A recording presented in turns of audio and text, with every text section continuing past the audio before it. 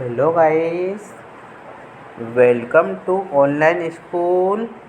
Today we see chapter 17 Ghazal of 11th class Hindi. Watch the video from start to end.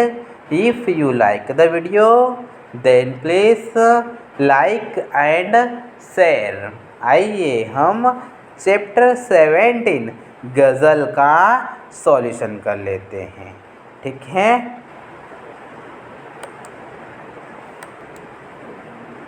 इसमें हम पहले question answer discuss कर लेते हैं। First question दिया गया है, आखिरी शेर में गुलमोहर की चर्चा हुई है। आखिरी शेर में गुलमोहर की चर्चा हुई है। क्या उसका आशय एक खास तरह के फूलदार वृक्ष से है या उसमें कोई सांकेतिक अर्थ निहित है? समझाकर लिखिए। आखिरी शेर में गुलमोहर की चर्चा हुई है।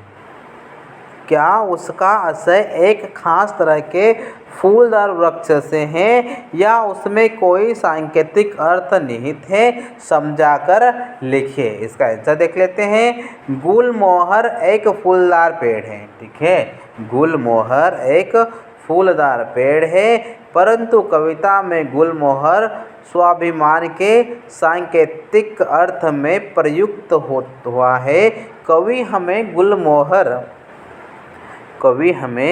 गुलमोहर के द्वारा घर और बाहर दोनों स्थानों पर स्वाभिमानों से जाने की प्रेरणा प्रदान करता है। ठीक है, कवि हमें गुलमोहर के द्वारा घर और बाहर दोनों स्थानों पर स्वाभिमान से जीने की प्रेरणा प्रदान करता है और आज़ादी से रहने का एहसास करवाना चाहता है। ठीक है, नेक्स्ट क्वेश्चन देखते हैं। क्वेश्चन नंबर 2, पहले शेर में चिराग शब्द का एक बार बहुवचन में आया है। ठीक है, पहले शेर में चिराग शब्द एक बार बहुवचन में आया है और दूसरी बार एक वचन में। ठीक है, पहले बहुवचन में आया है एंड दूसरी बार बहुवचन में। अर्थ एवं काव्य सौंदर्य की दृष्टि से इसका क्या महत्व है? इसका आंसर आ जाएगा, पहले शेर में चिराग शब्द का बहुवचन चिरागों का प्रयोग हुआ है।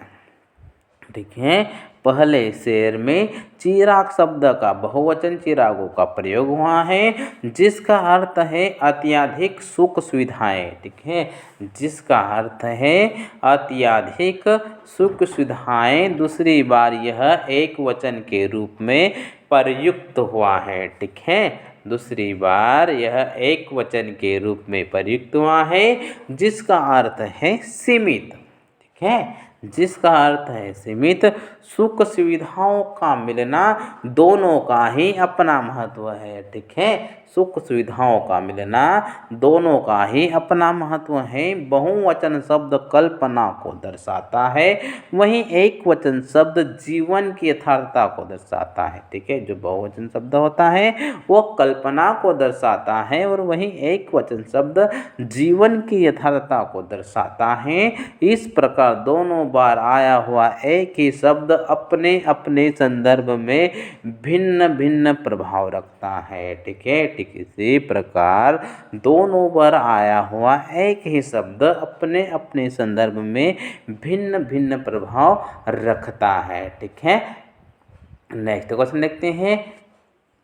गजल के तीसरे शेर को गौर से पढ़े, यहाँ दुष्यंत का इशारा किस तरह के लोगों की ओर है? ठीक है, गजल के तीसरे शेर को गौर से पढ़े, गजल के तीसरे शेर को गौर से पढ़े, यहाँ दुष्यंत का इशारा किस तरह के लोगों की ओर है? इसका आंसर देख लेते हैं।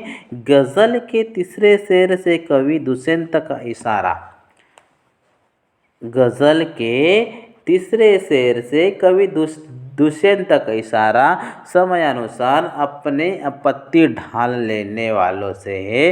कवि कहते हैं कि ऐसे लोग कवि कहते हैं कि ऐसे लोग हैं जिनकी आवश्यकताएं बहुत ही सीमित हैं। ठीक है, कवि यह कहते हैं कि ऐसे लोग जिनकी आवश्यकताएं बहुत ही सीमित हैं और इसलिए ये अपना सफ़र आराम से काट लेते हैं। ठीक है, और इसलिए ये अपना सफ़र आराम से काट लेते हैं। ठीक है,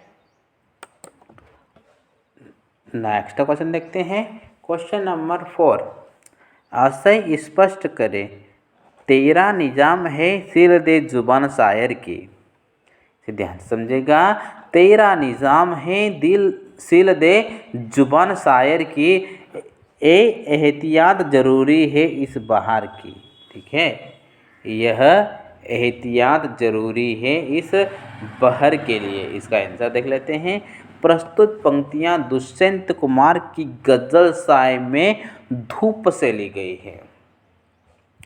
प्रस्तुत पंक्तियाँ दुष्यंत कुमार की गज़ल साय में धूप से ली गई हैं। इन पंक्तियों में कवि द्वारा शासक वर्ग पर व्यंग्य किया गया है। शासक वर्ग की सत्ता होने के कारण वे किसी भी शायर की जुबान पर पाबंदी अर्थात अभिव्यक्ति पर पाबंदी लगा देते हैं। ठीक है, शासक वर्ग की सत्ता होने के कारण वे किसी भी शायर की जुबान पर पाबंदी अर्थात अभिव्यक्ति पर पाबंदी लगा देते हैं। शासक को अपनी सत्ता कायम रखने के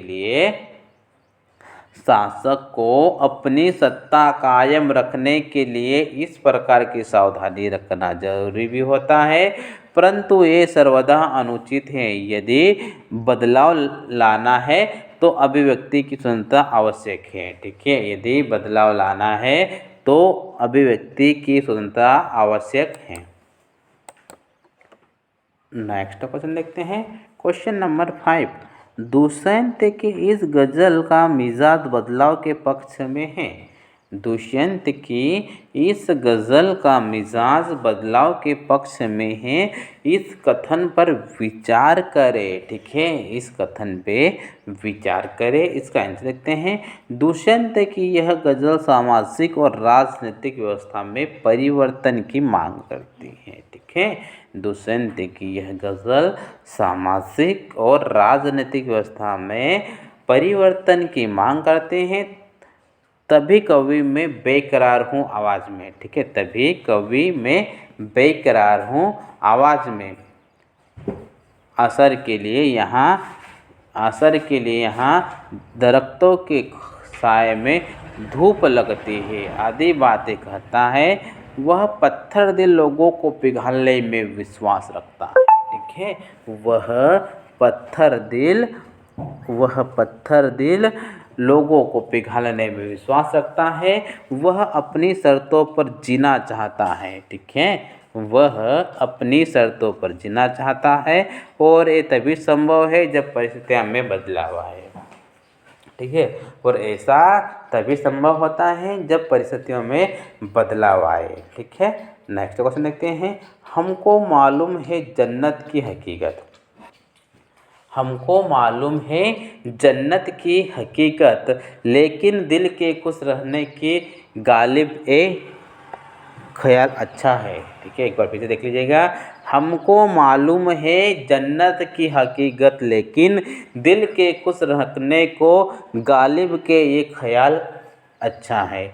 दुष्यंत की गज़ल का चौथा शेर पढ़े और बताएं कि गालिब के उपयुक्त शेर से वह किस तरह जुड़ता है। इसका आंसर देख लेते हैं। दुष्यंत की गज़ल का चौथा शेर खुदा न सही आदमी का ख्वाब सही। ठीक है, दुष्यंत की गज़ल का चौथा शेर खुदा न सही आदमी का ख्वाब सही।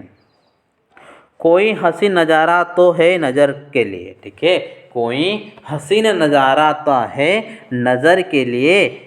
गालिब स्वर्ग की वास्तविकता से परिचित है, परंतु दिल को खुश करने के लिए उसकी सुंदर कल्पना करना बुरा नहीं है। ठीक है, कोई बुरी बात नहीं है।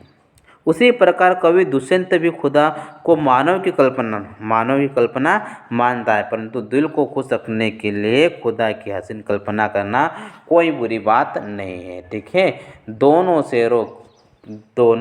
शेरों के शायर काल्पनिक दुनिया में विचरण को बुरा नहीं समझते हैं। ठीक है, दोनों शेरों के शायर काल्पनिक दुनिया में विचरण को बुरा नहीं समझते हैं। दोनों के लिए खुदा और जन्नत के विचार ठीक है। ठीक है, दोनों के लिए खुदा और जन्नत के विचार ठीक है, क्योंकि दोनों की अनुभूति विषय है।